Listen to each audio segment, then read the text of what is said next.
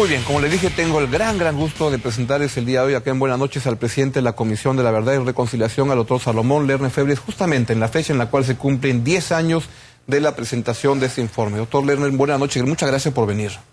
Muchas gracias por la invitación, me gusto, placer. ¿Pensó que íbamos a estar en este momento cuando entregaron el informe hace exactamente 10 años? ¿Visualizó, pensó que esto iba a ocurrir 10 años después? Yo pensé que 10 años después, de todas maneras, habría que decir algo sobre lo que el informe planteaba. En ese sentido estábamos convencidos los que trabajamos el informe que él tendría vigencia. Lo que ha ocurrido hoy demuestra que no nos equivocábamos. Pero sí creo yo que aquello que nosotros hoy estamos de algún modo conmemorando no es precisamente una celebración gozosa en el sentido de que se haya cumplido la mayoría de recomendaciones que nosotros planteábamos y se haya encontrado por parte del Estado y de la sociedad conductas que respondieran del modo que nosotros sugeríamos a la situación del país, a la mejora de la democracia dentro de él, al reconocimiento de ciudadanos que habían sido de algún modo excluidos y a que hubiera justicia, tanto en el plano de las sanciones cuanto en el plano de las reparaciones.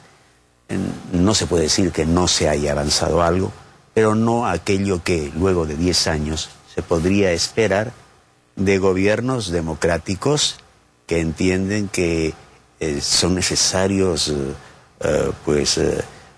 los hechos del pasado, retomarlos, resignificarlos, comprenderlos, aprender de ellos para hacer un país mejor y para evitar además riesgos que en sociedades en donde hay injusticias, desequilibrios y no hay instituciones sólidas, son frecuentes y son terribles, ¿no? El informe que ustedes presentan, más que un recuento de esas 2 décadas de violencia, fue eso, pero también fue un diagnóstico muy profundo de las condiciones en el Perú que de alguna manera podían ayudar a que proyectos desquiciados como estos pudieran prender.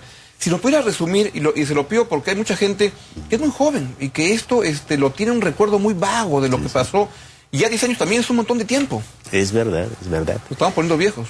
Nos estamos poniendo viejos, pero nuestro deber es, haciéndonos viejos, que los jóvenes no se hagan viejos, pero sí maduren y piensen. Y no se queden en una niñez o juventud permanente, inocente, entre comillas, o indiferente.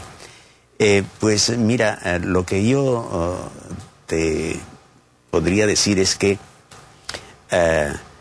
realmente el informe está allí y el informe, por mandato de su creación, tenía no solamente que ocuparse de 20 años de violencia, sino tenía que tratar de entender por qué ocurrió eso. ¿Y por qué ocurrió eso? Cuando un muchacho de 18 años, 20 años te pregunta, papá, ¿por qué pasaron esas cosas en el país? ¿Por qué murió tanta gente? Pues la respuesta es complicada. En primer lugar, hay que desechar allí una explicación fisicalista o naturalista en donde, dada una causa, se produce un efecto. Estamos hablando de hombres, estamos hablando de conductas en donde puedo hacer una cosa o puedo no hacerla. Sin embargo, existen factores y situaciones y circunstancias que pueden dar una especie de telón de fondo que explique por qué se optó por A y no por B, o por qué se prefirió optar por A y no por B, pudiendo haber optado B, sin embargo. ¿Qué es A y qué es B en este caso? A es la violencia desatada que nosotros tuvimos que padecer. B, una vida más tranquila y más pacífica. Si, por ejemplo, aquellos que desataron el terror no hubieran tenido una conciencia tan dogmática y fundamentalista para entender que la única manera de hacer política era matando, y la única manera de cambiar las cosas en un país en donde hay que cambiar las cosas fuera a través de, bueno, la muerte. Además, cambiarlas, ¿en qué sentido? Claro. Ellos querían, en realidad, cambiar la sociedad de un cabo al otro, de cabo a rabo, pero haciendo de ella simple y llanamente una especie de estructura formal, vertical, servil, en donde la voz de el amo, ¿no? El presidente Gonzalo, la cuarta espada del marxismo, la encarnación superior de la materia, iba a decir lo que estaba bien y lo que estaba mal. Eso solo puede ser aceptado cuando la gente no recibe una buena educación, cuando no hay partidos políticos ni ideas que más allá de las personas te propongan una visión clara del país, solución a sus problemas. Eso puede ocurrir cuando hay gente que se le toma como un caldo de cultivo o más bien como medio propicio en donde mensajes violentistas puedan ser acogidos, puesto que el Estado ha olvidado a eso. Y también la explicación de la manera equivocada al comienzo de cómo combatir a eso, que fue obviamente, otra vez, si tú no sabes contra quién estás combatiendo, obviamente pero nos lo vas agarró a combatir como mal. que no sé, porque uno recuerda los debates que habían políticos en ese tiempo, y la izquierda se demoró demasiado en darse cuenta que esto era una cosa desquiciada. Y eso lo decimos acá. Claro, así es. Lo decimos ahí, y yo alguna vez lo conversé además con el presidente Paniagua. Se quiso ir por la vía democrática de tener asientos en el Congreso, pero por otro lado no se dijo que no a la lucha armada por si ésta de algún modo podía asegurar el cambio social. Pero en el fondo, más allá de una falta de sinceridad, denotó por parte de la izquierda una falta de inteligencia, porque las primeras víctimas o de las primeras víctimas que se pueden contar dentro de este conflicto horroroso, estuvieron los políticos de izquierda. Claro. Eran los primeros enemigos de Sendero.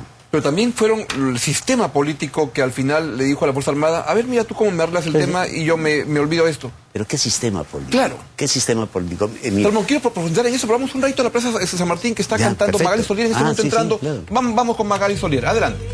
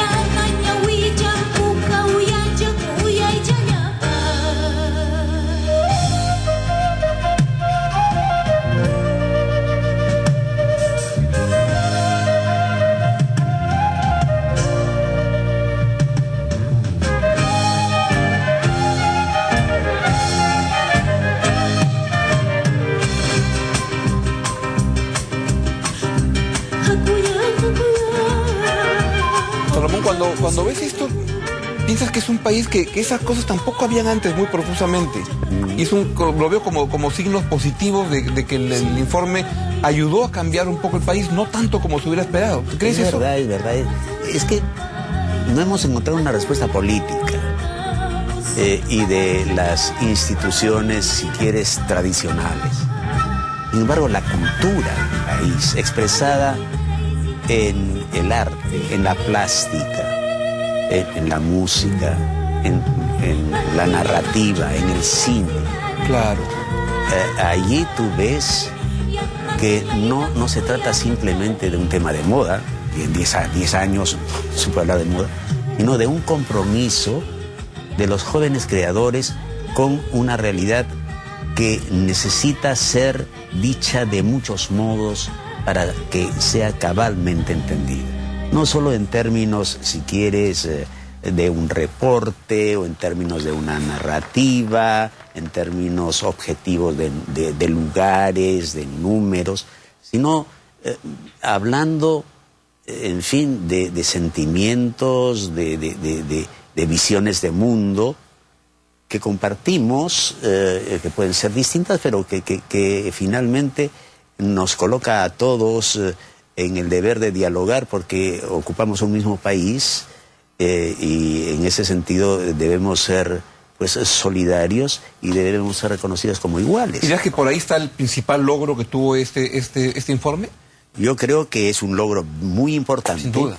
Pero que en el fondo tiene que ser coronado y debe ser entendido como un camino que conduzca a decisiones políticas. Es una invitación hecha ya por la cultura, no por unos señores que hicieron el informe y que estudiaron, eso quedó allí, sino es una invitación hecha por la cultura viva, que representa y asume las reivindicaciones de muchas víctimas y de muchas personas y de muchos excluidos, para que el Estado desarrolle políticas públicas que trasciendan un mandato de gobierno y que signifiquen eso de lo cual tú hablabas al comienzo de este programa, de un diálogo que sea realmente de buena fe, en donde se piense en el Perú, en donde no se piense en la coyuntura, en que yo gano, tú pierdes, sino en tener un país desarrollado, un país con personas que sean solidarias, que tengan trabajo, que ejerzan sus derechos, que alcancen justicia, que tengan salud. Todas esas cosas que es legítimo pues aspirar a ellas, ¿no? Claro, el país integrado, no excluyente, no racista, no discriminador, que era la conclusión a la cual llegaba, me parece, central del Así reporte. es, y que lograr eso es en el fondo marchar hacia la reconciliación. Hay gente medio tonta o medio mala que termina diciendo que esta comisión de la verdad y reconciliación no ha reconciliado y por tanto es una comisión absolutamente fallada o fallida, y que no es la comisión de la verdad, sino la comisión de la mentira, en donde unos cadáveres, caviares, estoy citando a la persona que dijo eso, simplemente quisieron acusar de genocida al Estado y de luchadores sociales a los terroristas. Gente que dice eso es gente o tonta, o lo que es peor, mala, y que no ha leído esto, y si lo ha leído, miente con absoluta desvergüenza. Eso es lo que yo también siento, que cuando escucho a algunos líderes políticos, ni siquiera quiero ponerle nombres, pero ¿no? que van en esa dirección. Ahora, pero también hay un ciudadano que también tiene un recelo, quizá porque no ha leído el informe, porque se ha ganado consumir la cabeza por gente que le ha metido esa idea de decirle esto era a favor de los terroristas, era en contra de la Fuerza Armada. Pero sí, yo creo que para ellos un consejo, si es que son personas de buena voluntad, no que lean el informe, que vayan a Yuyanapag, claro, al 6º piso del Ministerio de Cultura, van a tomarse 2 horas de tiempo, van a ver qué es lo que ocurrió y van a juzgar de qué modo la Comisión de la Verdad entendió y muestra esos hechos. Luego, si quieren que lean el Hatun Huyacuy, que es un resumen del informe, por lo menos las conclusiones y recomendaciones. Exactamente. Y no van a encontrar nada. Y se van a dar cuenta que lo primero que hacemos es condenar a Sendero. Lo primero que hacemos es decir que no puede tener lugar dentro de la vida política del país. Lo primero que subrayamos es que es la antipolítica la de Sendero. Lo que decimos es que Sendero inició esta guerra desgraciada y absurda. y que no supimos nosotros entenderlo bien. Tanto los civiles cuanto los miembros del Estado, los miembros de las Fuerzas Armadas y los políticos. Algunos simplemente porque cerraron los ojos y otros porque no tenían ideas con qué combatir a Sendero o tenían miedo o algo así. Claro. Te pido ir a una breve pausa para venir con la segunda parte de esta tan valiosa conversación en un día tan especial. Pausa y venimos con el doctor Salomón Lerner Febres. Hablando con el doctor Salomón Lerner Febres, el presidente de la Comisión de la Verdad, justamente en un día como hoy, hace 10 años, en que se produjo un hecho muy importante que fue la entrega del informe final. Y quería, Salomón, que lo podamos recordar ese preciso momento, lo que ocurrió en Palacio de Gobierno. Adelante. La Comisión de la Verdad le quitó a 26 millones de peruanos la venda que tuvieron en los ojos durante 20 años sobre el verdadero impacto de la violencia terrorista en nuestro país.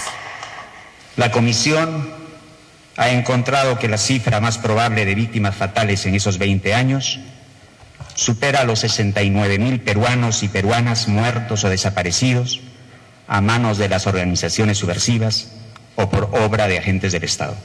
De cada 4 víctimas de la violencia, 3 fueron campesinos o campesinas cuya lengua materna era el quechua. En Palacio de Gobierno, Lerner Febres entregó al presidente Alejandro Toledo los 19 tomos con el resultado de las investigaciones. Los peruanos solíamos decir en nuestras peores previsiones que la violencia había dejado 35.000 vidas perdidas. ¿Qué cabe decir de nuestra comunidad política ahora que sabemos que faltaban 35.000 más de nuestros hermanos sin que nadie los echara de menos? Pero no solo se habló de asesinato, la desaparición y la tortura masiva, sino también de la ineptitud e indiferencia de quienes pudieron impedir esta catástrofe. Mostramos en estas páginas de qué manera la aniquilación de colectividades o el arrasamiento de ciertas aldeas estuvo sistemáticamente previsto en la estrategia del autodenominado Partido Comunista del Perú, Sendero Luminoso. Acusó a los gobiernos de Fernando Belaúnde, Alan García y Alberto Fujimori de incurrir en el facilismo de delegar en las Fuerzas Armadas la defensa nacional, señalando que tienen una responsabilidad política, ética y moral. Agentes de las Fuerzas Armadas y las fuerzas policiales incurrieron en la práctica sistemática o generalizada de violaciones de derechos humanos y que existen, por tanto, fundamentos para señalar la comisión de delitos de lesa humanidad. Ejecuciones extrajudiciales, desapariciones, masacres, torturas. Aseguró que las voces que claman justicia y que ahora son conocidas están por encima de las críticas. En un sentido estrictamente penal, la responsabilidad recae sobre los directos causantes de los hechos delictuosos, sobre sus instigadores y cómplices y sobre aquellos que, teniendo la potestad de evitarlos, eludieron su responsabilidad. El presidente Toledo se comprometió a implementar todas sus recomendaciones. La reconciliación es con los peruanos que creen en la libertad, en la democracia, en los derechos humanos y no con los partidarios del terror. El mandatario propuso que el informe sea debatido sin prejuicios ni apasionamientos, que impidan a los peruanos alcanzar la verdadera reconciliación. Con el informe de la Comisión de la Verdad se reabren las heridas de 20 años de violencia terrorista. Sin embargo, ahora surge la oportunidad de que éstas cierren definitivamente por el bien del país. Desde Palacio de Gobierno, Ricardo Correa, ATV Noticias. Salomón, ¿qué sientes al recordar este momento? Yo tuve mucha ilusión de que las cosas iban a avanzar más rápido y que iban a cambiar más en el país. Pues yo también, pero también había una especie de temor que yo quería reprimir respecto de una actitud que la hemos visto en otros países como Guatemala o El Salvador. ¿Qué es cuál? Es recibir un informe así, decir algunas palabras más o menos simpáticas y luego echarlo al canasto. Eso no ha pasado acá. Eso no ha pasado acá, debemos felicitarnos de ello. Debemos agradecer a aquellos que han combatido al informe, algunos en buena ley, otros con mala fe, pero eso le ha servido para que el informe siga presente, cumpla ahora 10 años, además del valor que tiene el informe en él mismo, claro, porque más allá de quienes lo hayan hecho, eso queda como una especie de asignación de tareas, ¿no? Pero todo buen informe, toda tesis requiere una buena antítesis para poder salir adelante. Pero yo encuentro que han habido algunas críticas interesantes, pero muchas han habido críticas de unos mequetrefes que tienen otra voluntad, es decir, de mala leche, con una ideología política de tirarse abajo y con argumentos deleznables que siguen hasta hoy día con la misma cantaleta. Así es, porque creen que de esa manera pues van a convencer a gente que no suele pensar y que simplemente se deja llevar por quien habla más fuerte o quien lo hace con mayor, teatralidad. Claro.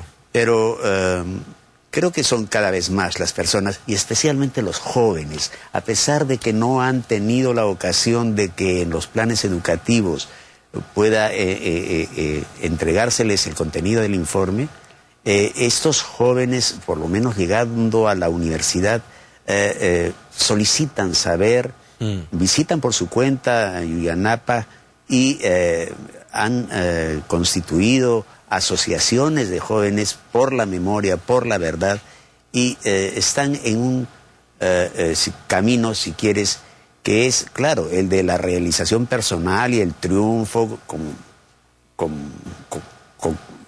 que es legítimo. Claro, que es legítimo, pero mirando a los otros, ¿no?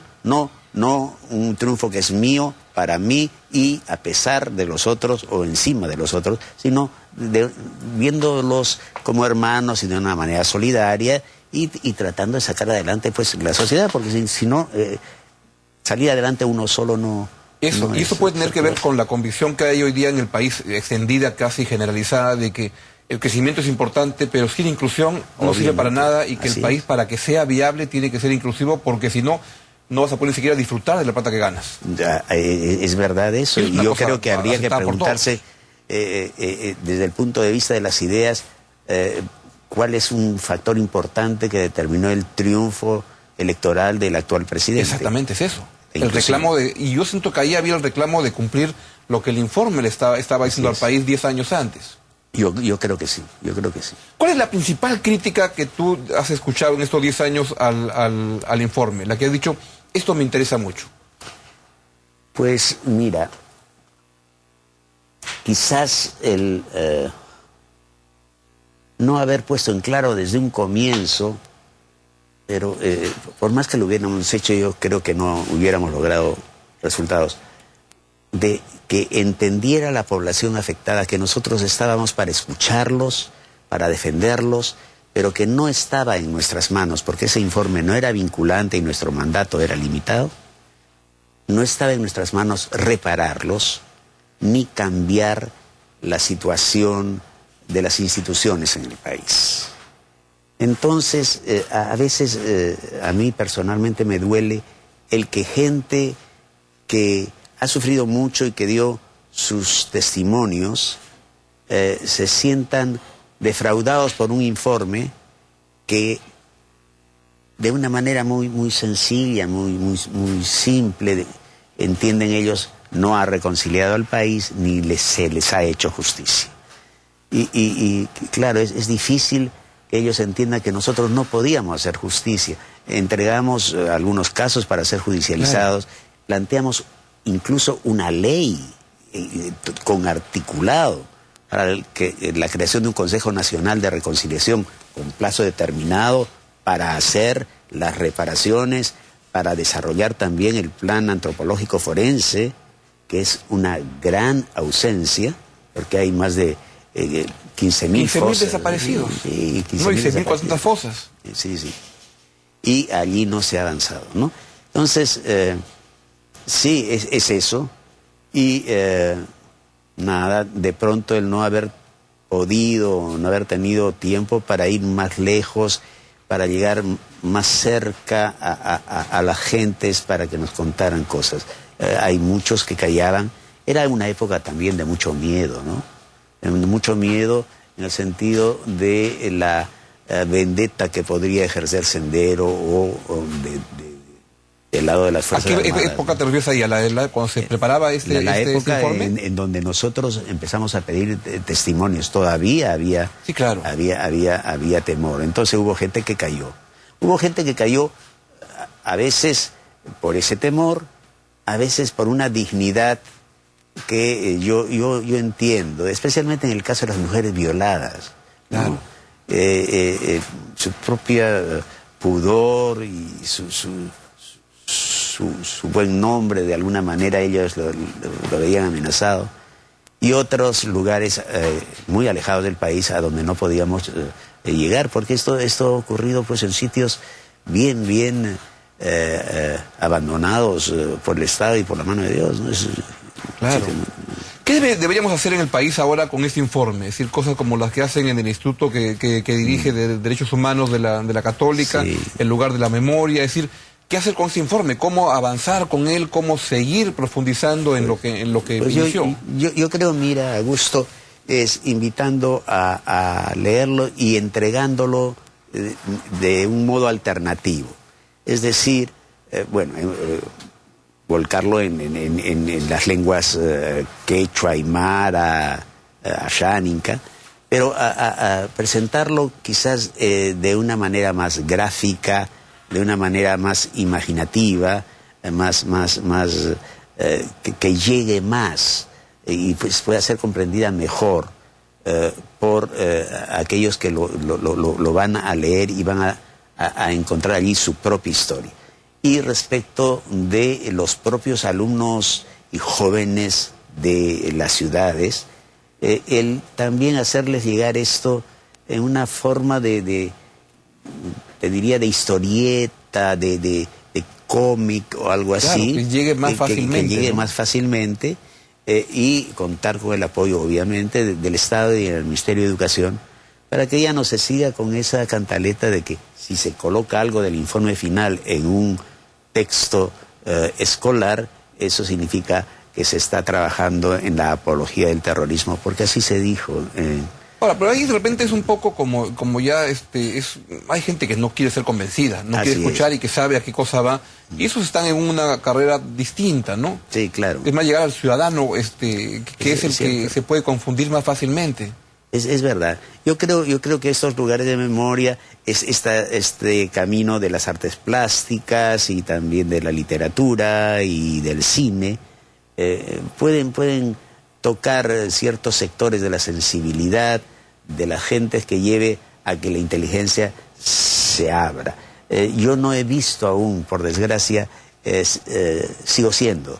Me dicen que esta película... Estupenda. ¿La has visto? Así es. Bueno, no sé si tenga que ver con eso, pero claro, te hace sentir peruano, ¿no es cierto? Y entonces te hace sentir interés, me imagino, por aquello que le ha ocurrido al Perú y por aquello bueno que le tiene que ocurrir al Perú. ¿Cuál fue el momento más intenso en esos año y medio de trabajo en la Comisión de la Verdad? ¿El que te recuerdas más, el que te impactó más, el que te hizo llorar? A todos nosotros nos removió los conchos del alma, mira, las audiencias públicas. Allí la gente no era en absoluto preparada para decir nada, sino su propia historia, y había una persona, un psicólogo detrás para apoyar, si fuera necesario, a aquel que declaraba, o a aquellos que declaraban. Y esas personas, en una mezcla de dolor y también de indignación, en el sentido de Gesell, ¿no? De indignados. Claro. Dijeron cosas que yo recuerdo, nos estrujaron el alma. Y yo veo ahora algunos videos de esas, y veo como mis compañeros al lado pues sollozaban, ¿no? Y trataban de estar de lo más serenos, pero les era difícil. Era todo un reto no quebrarse en esas audiencias públicas. ¿Y la decepción más grande en eso, en el proceso después, cuál ha sido? Mira, yo te diría que es para mí, el que no se han aprovechado oportunidades ofrecidas generosamente, no solo por instituciones y personas del Perú, sino incluso por países amigos, para avanzar en un camino de reparación de daños y de preservación de la memoria, ¿no? Hubo algún país que decidió, a pesar de que ya estábamos nosotros anotados como países de ingreso medio y no eran sujetos a ayudas extraordinarias, mantener el apoyo en ese nivel. Mantener el apoyo, eso no lo aceptó el Estado peruano. Y luego tú viste lo que ocurrió con el lugar de la memoria, claro, de entrada, ¿no? Si no hay una reacción... Y hubo gente importante como Mario Vargas Llosa que jugó papeles importantes en eso, ¿no? Sí. Pregunta final, ¿qué esperas que pase con el informe en los siguientes 10 años? El año 2023, el 28 de agosto, ¿quiénes estarán sentados en esta mesa, en estos programas? ¿Qué cosa deberían evaluar? ¿Qué cosa quisieras que ocurra? Bueno, que puedan los descendientes de las víctimas venir aquí y estar con un entrevistador pues inteligente y comprensivo como tú, y que les cuenten a ese entrevistador cómo en estos 10 años ellos se han podido educar, han podido sacar de la miseria a sus familias, han podido preservar su cultura y sin embargo aceptar aquello que tiene nuestra vida occidental, técnica y moderna, y han optado por un camino político que es distinto de cualquier otro, pero que están dispuestos a conversar, porque entre todos, en ese diálogo que tanto necesitamos, se puede, solo así, hacer un Perú mejor. Salomón, muchas gracias por venir esta noche, y gracias, no solo esta noche, sino por este informe que tienen todos los miembros de la comisión. Un agradecimiento muy profundo, y yo siento que a veces hay insultos y gente que anda tirando por ahí cosas, pero tienen el soporte de la gente decente, inteligente de este país, y eso vale mucho, y la gente que quiere cambiarlo para bien y hacer un país más integrado, más solidario, no racista, no discriminador. Es lindo ser peruano. Hay peruanos que valen mucho. Muchas gracias, Salomón. Gracias. Ha sido el doctor Salomón Lerner Febres, presidente de la Comisión de la Verdad y Reconciliación.